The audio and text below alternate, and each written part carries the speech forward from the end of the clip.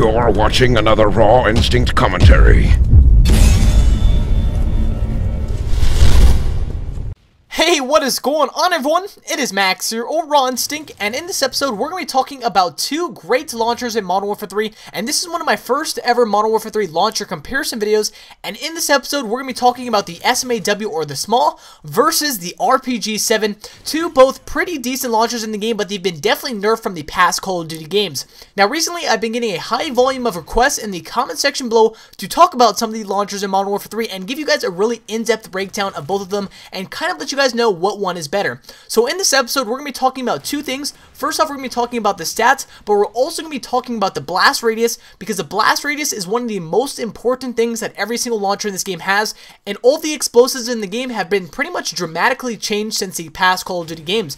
I also thought I'd let you guys know that a lot of these stats for these launchers weren't actually found in the game code or found on any really great testing websites, so I had to go in-game in some private matches and do some of my own testing, which I'll be showing you guys right now. But before we get into the actual breakdown video, what I want to hear from you guys in the comment section below is what is your favorite launcher to use in Modern Warfare 3? Maybe it's the XM25, maybe it's the RPG-7, or maybe even it's the Stinger missile because you like to take down enemy support. Please let me know what it is in the comment section below.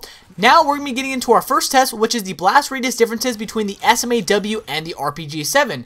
So the first weapon that we got to test here was actually the SMAW, or the SMAW, and what we did was actually go in a private match, lined up a player against a wall, and actually blast at this pole right in front of us. We did this every single time, and we found out that the SMAW had a blast radius of about 3.0 to 3.1 meters. The radius did tend to change a little bit, so we couldn't give you a real exact number on that, but I would estimate it to be around 3.0 meters. Now moving on to the RPG-7, we did the exact same thing. We shot off the same pole, and what we came to find out was the blast radius was pretty much the exact same thing at about 3.0 to 3.1 meters, somewhere in between there. But once again, the SMAW and the RPG-7 seem to be having the exact same blast radius.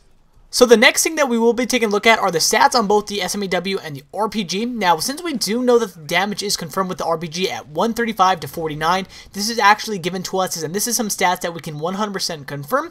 We can pretty much say the exact same thing for the SMAW or the SMAW, because once again, both weapons pretty much had the exact same blast radius, so that kind of coincides with the damage, and that means they're both pretty much the same thing at 135 to 49.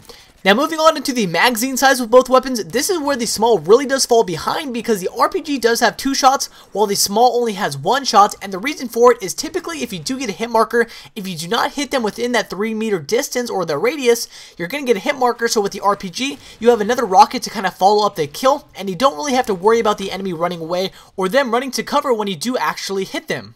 And then also, guys, taking a look at the reload time and the rate of fire with both the SMAW and the RPG, this is really where the SMAW starts to fall behind with the RPG, just due to the fact that it does have a reload time of about 4.0 to about 4.5 seconds.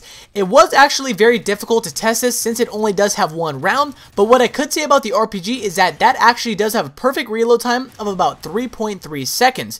And then finally, taking a look at the rate of fire, once again, the rate of fire was very, very difficult to test, just due to the fact that both weapons don't even have close to enough rounds to shoot for a minute, so I couldn't really tell you that. But overall, as you guys can tell, both weapons do have their pros and cons. Typically, the SMAW is a little bit better for shooting down air support like UAVs and choppers and stuff, because the RPG does not have that feature to lock onto enemy air supports, but it does have a better ability to actually kill enemies because it does have that 2 rounds, and it also has one of the best reload times out of all the launchers, which can really make a difference between a life and death situation.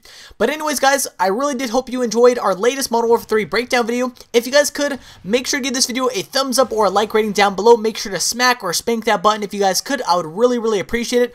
All of our videos lately have been getting a ton of awesome support by you guys, so I really do appreciate it. You guys have no clue how much it helps out my channel. And then also, guys, remember to go in the comment section below and let me know what your favorite launcher is in Modern Warfare 3 and why. I would be very interested to hear what you guys have to say. But anyways, guys, it is Max here, or Raw Instinct. I am signing out. If you guys haven't already, make sure to follow me on Facebook and Twitter. All my social links will be in the description below. Feel free to check those out, and have a great day, everyone. Peace. If you missed any of my past 2 videos, I definitely recommend you guys check them out. On the left hand side, we talk about the most underrated attachment in Modern Warfare 3, and on the right hand side, we talk about the MP412 versus the 44 Magnum. Click either on screen annotation to be taken there immediately, and make sure to click that subscribe button up above. Have a beautiful day, guys.